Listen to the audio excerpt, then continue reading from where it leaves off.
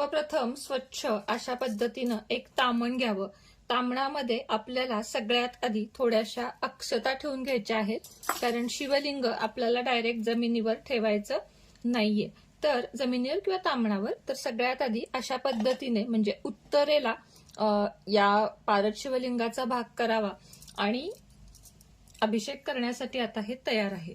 आता आपल्याला सगळ्यात आधी काय करायचं आहे, आपल्याला या ठिकाणी मोठं तामण किंवा सरळ मग परात घ्यायची आहे। माझं हे तामण बऱ्यापैकी मोठं आहे, त्यामुळे मी तामणच घेते। पण तुमच्याकडे जर तामण मोठ्या आकाराचं उपलब्ध नसेल तर तुम्ही सगळ्यांनी परातच घ्यावी, कारण अभिषेक हा मोठा आहे आणि हे आपल्याला जे तीर्थ आहे ते अजिबातही वाया घालवायचं नाहीये। त्यामुळं आपल्याला अशा मोठ्या पद्धतीचं तामण घ्यायचं आहे। पारद शिवलिंग नसेल तर अशा पद्धतीचं पितळी शिवलिंग, आणि तेही नसेल तर अशा पद्धतीचं स्फटिक शिवलिंग। मात्र शिवलिंग हे या अभिषेकाला पाहिजे। त्याच पद्धतीने रुद्रयंत्र, ज्यांच्याकडे रुद्रयंत्र आहे त्यांनी या अभिषेकात रुद्रयंत्र सुद्धा अवश्य ठेवावे। माझं आता पूजेमध्ये आहे, ते काही मी उचलत नाहीये। तर सगळ्यात आधी मी देवघरात दिवा लावून घेतलेला आहे आणि तामणामध्ये अशा पद्धतीने शिवलिंग ठेवलेले आहे। सगळ्यात आधी आपल्याला ओम नमः शिवाय असा 5 वेळा मंत्र म्हणत अभिषेकावर शिवलिंगावर पाणी घालून घ्यायचं आहे।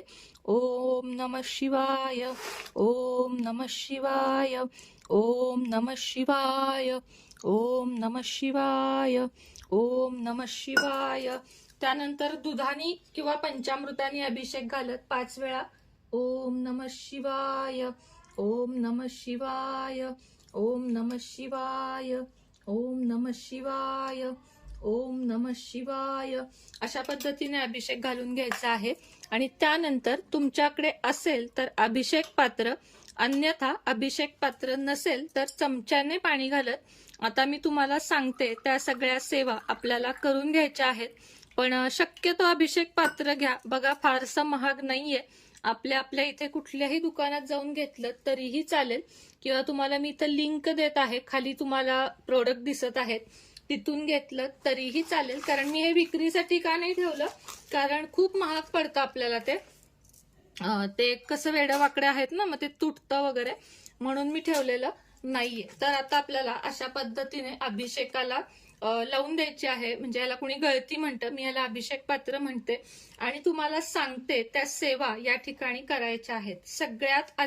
सगळ्यात पहिल्यांदा आपल्याला ओम गम गणपते नमः, वक्रतुंड महाकाय, सूर्यकोटी समप्रभ, निर्विघ्नं कुरु मे देव, सर्व कार्येषु सर्वदा। गणपती शिवाय कोणतीही सेवा अधुरी आहे, पण आपण इथं देवघरात मी वरती गणपतीची सेवा करून घेतलेली आहे, म्हणून मी तुम्हाला या ठिकाणी दाखवत नाहीये। त्यानंतर अथर्व शीर्ष म्हणायचं आहे। गणपतीनंच मान गणपती बाप्पांचा पहिला अथर्व शीर्ष म्हणून घ्यायचा आहे। त्यानंतर शिवमहिम्न स्तोत्र म्हणून घ्यायचं आहे।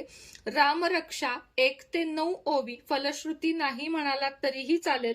रामरक्षा 1 ते 9 ओवी, रुद्राध्याय, नमक आणि चमक 1 वेळा, हे सगळं नित्यसेवेच्या ग्रंथामध्ये आहे। शिवकवच 1 वेळा, शिवगायत्री मंत्र हा 11 वेळा म्हणायचा आहे। महामृत्युंजय मंत्र हा 11 वेळा म्हणून घ्यायचा आहे। अमृत संजीवनी मंत्र हा 11 वेळा म्हणायचा आहे। संजीवनी मंत्र हा 11 वेळा म्हणायचा आहे। काळभैरवाष्टक स्तोत्र 11 वेळा पठण करायचं आहे। शिव अष्टोत्तर नामावली किंवा शिव सहस्त्र नामावली ही 11 वेळा म्हणायची आहे। म्हणजे 1000 नावे किंवा 108 नावे हे दोन्हीही आपल्याला मिळतात। आणि अशा पद्धतीने एकीकडे त्यामध्ये पाणी घालत राहायचं आहे। आता हे सर्व झाल्यानंतर काय करायचं आहे, तर हे सर्व झाल्यावर आपल्याला पूजा करून घ्यायची आहे। आता आपण एवढं जेव्हा पठण करतो, आता मी हे तुम्हाला तोंडी सांगितलं, तर जवळजवळ 1 ते 2 तास अभिषेक आपल्या पिंडीवर झालेला असतो। आता काय करायचं आहे, आता ही पिंड ह्यातून काढून घ्यायची आहे। उरलेलं पाणी संपूर्ण असं शिवलिंगावर घालायचं आहे। त्यानंतर आपलं शिवलिंग घ्यायचं आहे। आता हे जे तीर्थ आहे ते बिलकुलही वाया घालवायचं नाही, कारण शिवावर केलेला अभिषेक हा अमृता समान असतो असं म्हटलं जातं। त्यामुळे संपूर्ण आपल्याला हे तीर्थ सगळ्यांनी 1-1 चमचा प्यायचं आहे आणि उरलेलं तुम्ही बाटलीत भरून ठेवू शकता किंवा मग झाडाला घालू शकता। आता आता या ठिकाणी मी छान असे 2 दिवे लावून घेतलेले आहेत, तुम्ही बघू शकता. आणि मधोमध पांढरं वस्त्र घातलेलं आहे. आता त्याच्यावर एखादी पितळेची ताटली ठेवावी किंवा तामण असेल छोटंसं तर ते ठेवावं, नसेल तर स्टीलची डिश ठेवली तरीही चालेल. त्यावर पुन्हा एकदा अक्षता घालून घ्याव्यात. अक्षता ठेवल्यानंतर आपल्याला त्याच्यावर अशा पद्धतीने उत्तरेला किंवा आपल्याकडे जर गावामध्ये नदी असेल तर त्या दिशेला तोंड करून आपल्याला हे पारद शिवलिंग ठेवायचं आहे. त्यानंतर ह्याला थोडासा भस्म लावून घ्यायचा आहे. तुमच्याकडे भस्म उपलब्ध नसेल तर आपला जो उदबत्तीचा अंगारा म्हणजे ज्याला आपण विभूती म्हणतो ती लावून घेतली तरीही चालेल. मात्र शिवलिंगावर चुकूनही हळदी कुंकू वाहू नका, कारण बऱ्याच ठिकाणी मी मंदिरांमध्ये बघते की खूप बायका हळदी कुंकू लावतात, तर ते चुकीचं आहे. शिवलिंगावर हे वर्ज्य आहे. हळदी कुंकू नाही लावायचे, तर फक्त आणि फक्त आपल्याला या ठिकाणी भस्म लावायचं आहे. भस्म नसेल काही कारणानं तुमच्याकडे तर उदबत्तीचा अंगारा, ज्याला आपण राख सुद्धा म्हणतो किंवा विभूती सुद्धा म्हणतो, कारण महादेवांना प्रसन्न आहे विभूती खूप, म्हणून विभूती वाहून घ्यायची आहे. पांढरे चंदन, विभूती हे बाजारात बघा जिथं देवी देवतांचे सगळं हळदी कुंकू वस्तू मिळतात तिथे उपलब्ध असतात. आता आपल्याला छान पद्धतीनं पूजा करून घ्यायची आहे. सुगंधासाठी उदबत्ती ओवाळून घ्यायची आहे किंवा धूप लावून घ्यायचं आहे. सुगंध सगळ्याच देवांना प्रिय आहे. त्यानंतर थोडंसं अत्तर लावून घ्यायचं आहे. अत्तर छान असं चाफ्याचं मी या ठिकाणी लावलेलं आहे.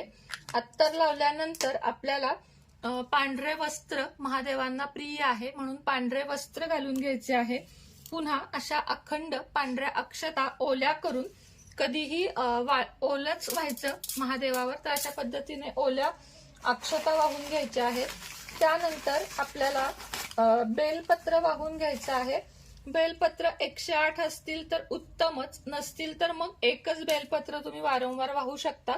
बेलपत्र नेहमी पालथं व्हावं आणि बेलपत्रावर चंदनाचे ठिपके किंवा तुम्हाला जर दुसरं काही आवडत असेल तर ते देखील काढून घ्यावे, पण शक्यतो चंदनावर ठिपके हेच काढतात. आता मी इथं 3च बेलपत्र वाहत आहे. त्यानंतर धोत्र्याचे फळ आणि धोत्र्याचे फूल हे देखील महादेवांना अतिशय आवडतं. आता आपण थेंब थेंब अभिषेक का घालतो, आता इथं बघा मी चाफ्याचं सुवासिक फूल सुद्धा वाहून घेतलेलं आहे. थेंब थेंब पाणी वाहणं म्हणजे तुम्हाला सांगते की महादेवाकडून आपण सातत्य शिकतो. सातत्याचा काय भाव आहे किंवा सातत्याचं आपल्या आयुष्यात काय महत्व आहे ते म्हणजे अभिषेक. तर अभिषेक का करावा महादेवाच्या शिवपिंडीवर, कारण महादेवांना गार वस्तू किंवा गार गोष्टी खूप प्रिय आहेत. अगदी बर्फाचं शिवलिंग तयार करून जरी या वर्षी म्हणजे या दिवशी आपण जर शिवलिंग ते तयार करून त्याची पूजा केली तर त्याला सुद्धा खूप मान आहे. मला जमलं तर मी तुम्हाला नक्की करून दाखवेन. अशा पद्धतीने आपल्याला फुलं वाहून घ्यायची आहेत. तुपाचा दिवा लावायचा आहे. आपल्या महादेवांच्या मस्तकामधून सतत आपल्याला काही ना काही ज्ञानाची झळक मिळत असते.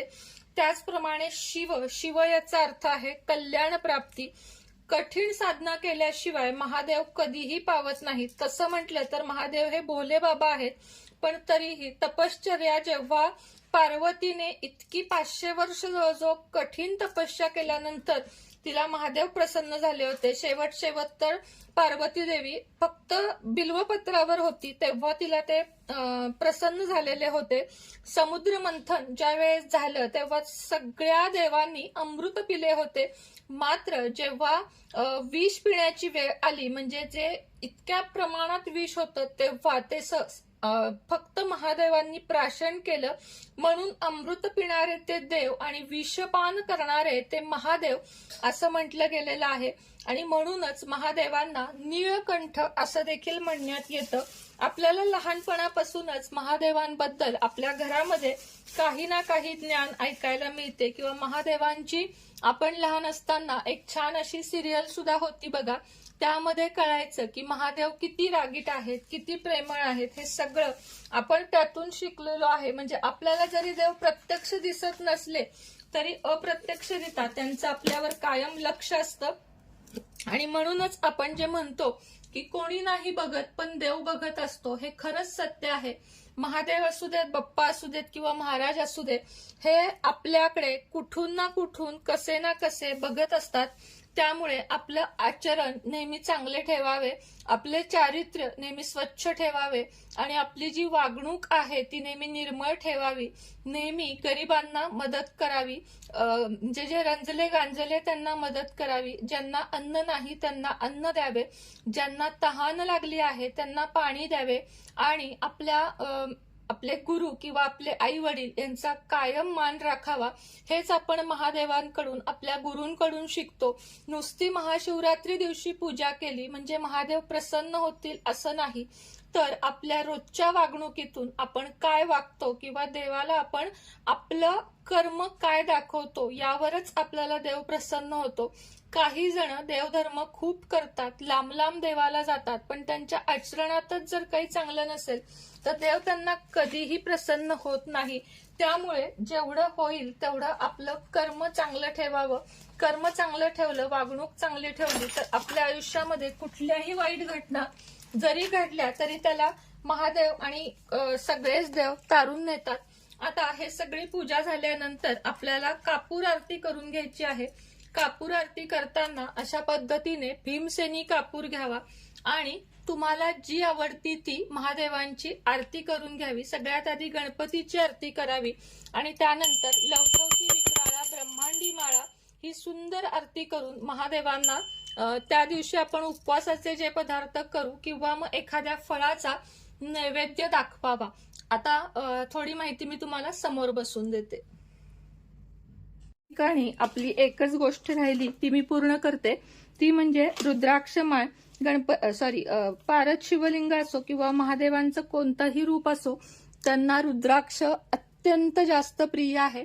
म्हणून रुद्राक्षाच्या माळेची खरेदी, शिवलिंगाची खरेदी आवर्जून करा, कारण रुद्राक्षाच्या माळेवर आपल्याला नंतर जप देखील करता येतो आणि अशा पद्धतीने पारद शिवलिंगावरती ठेवता देखील येते.